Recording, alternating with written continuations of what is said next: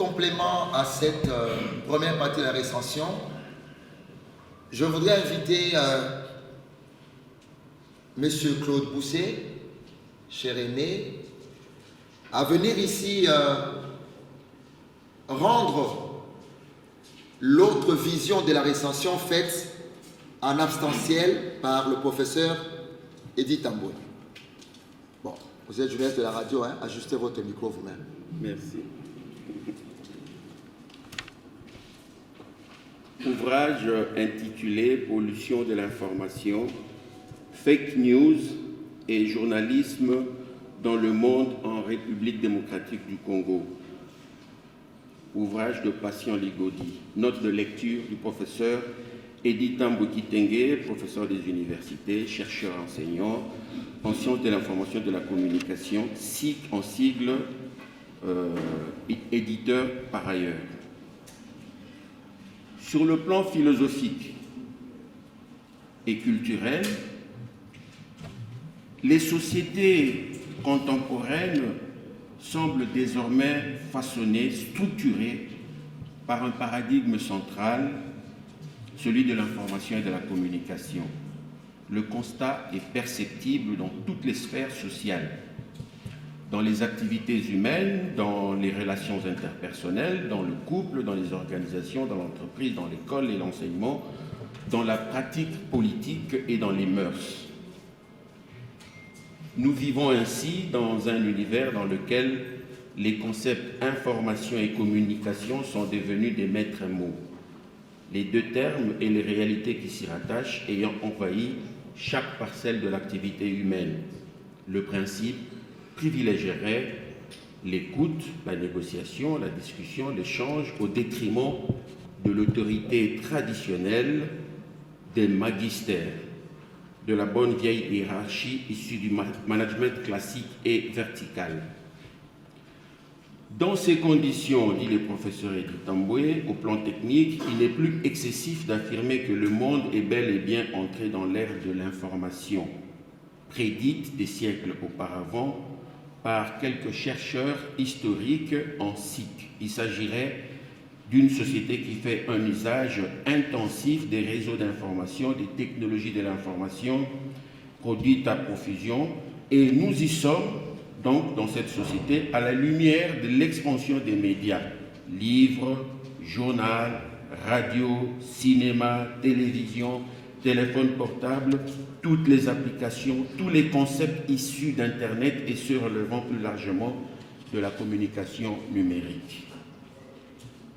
Avant d'entrer réellement dans le livre vedette du jour, commis du verbe commettre, mais aussi commis comme Kokoma par le très digital Patient Ligodi, qu'il soit permis, dit le professeur, de rappeler que l'histoire générale des médias nous enseigne qu'à chaque média correspond un modèle économique, donc un modèle d'organisation sociale, et c'est pourquoi aucun média n'a jamais fait disparaître un autre, comme certains prophètes le malheur, il dit, je pense à McLuhan, le soutenait. Dans l'histoire des médias de masse, il n'est jamais question de disparition, mais d'évolution et de transformation. De ce point de vue, le livre vedette du jour, commis par le numérique Patient Ligodi, nous fait entrer de plein pied dans la nouvelle économie théorisée par le courant intellectuel de la sociologie dite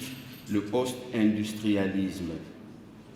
Je vais évoquer à cet effet un vieil auteur autrichien, Fritz Machlup, injustement très peu cité de nos jours, qui, dès la fin des années 50, a posé les premiers jalons de ce que l'on appellera plus tard l'économie de la connaissance. Réflexion qui se poursuivra dans les années 60 et 70 avec des auteurs comme l'américain Daniel Bell et le français Alain Touraine, qui tous vont théoriser sur un nouveau type de société dite société post-industrielle, qui aurait pour principale caractéristique la subordination des éléments matériels, matières premières et machines, à des éléments immatériels, connaissances et informations dans l'organisation sociale. Définie de cette façon, la société post-industrielle est portée par la société de l'information qui, est un modèle qui dépasse celui plus classique de la société industrielle basée sur la prééminence du matériel sur l'intelligence, du hard sur le soft. On voit donc ici les liens dialectiques entre les concepts société de l'information, économie du savoir, société de la connaissance, capitalisme cognitif, société industrielle. Ces concepts marquent une nouvelle phase de l'histoire économique dans laquelle nous sommes entrés depuis quelques décennies. Rappelons opportunément que la Journée mondiale de la société de l'information a lieu tous les ans le 17 mai selon l'adoption par l'Assemblée générale de l'Organisation des Nations unies. C'est aussi le lieu de rappeler que la société décrite dans le livre de Patient Ligodi n'aura été possible qu'à la suite des facteurs techniques suivants: l'alliance entre l'audiovisuel et les télécommunications, l'alliance de l'informatique et des télécommunications, l'alliance entre l'informatique et l'audiovisuel, le développement du langage numérique et enfin la propagation d'Internet. Dans ce contexte technologique, les médias conventionnels vont subir des bouleversements technologiques qui vont modifier leur nature et leur essence. Le principe du multimédia va aussi modifier le fonctionnement de chaque média, notamment de la presse écrite, comme le montre Patient Ligodi. Internet est à la base d'une remise en cause profonde de l'organisation de la pratique journalistique, dans la mesure où, aujourd'hui, aucune entreprise de presse ne peut se passer des nouvelles techniques. Comme le soulignait un grand patron de presse, Jérôme Sédou, je le cite, « Aujourd'hui, le problème de tous les quotidiens sera de se placer, comme la télévision et le cinéma, dans la révolution numérique. Il faudra se moderniser ou souffrir. » Le numérique a bousculé un certain nombre de pratiques journalistiques par l'apparition des phénomènes nouveaux tels la désintermédiation, la fin ou la remise en cause de la fonction de filtrage qu'assuraient normativement les médias, l'hypertextualité et la nouvelle écriture, la fin de la linéarité de l'article, la fin de la dialectique pyramidale dans le récit. Les polyphonies énonciatrices devenant un phénomène partagé, l'énonciation s'est dilue dans le flot des échanges multipolaires. L'émetteur n'est plus unique, mais pluriel, comme le fantôme d'un film d'horreur. La problématique des sources. Le journaliste professionnel perd son magistère dans sa fonction de maître des sources au sein de la société de l'information. Dernier point, l'élargissement du public, la fin de la distribution traditionnelle, imposition de l'élargissement à l'infini des publics. L'auteur est conscient de tous ces défis qui, favorisant la surinformation, l'infobésité, conduisent à la désinformation en ligne, fake news, bref, à la pollution qui, de nos jours, n'est plus seulement environnementale.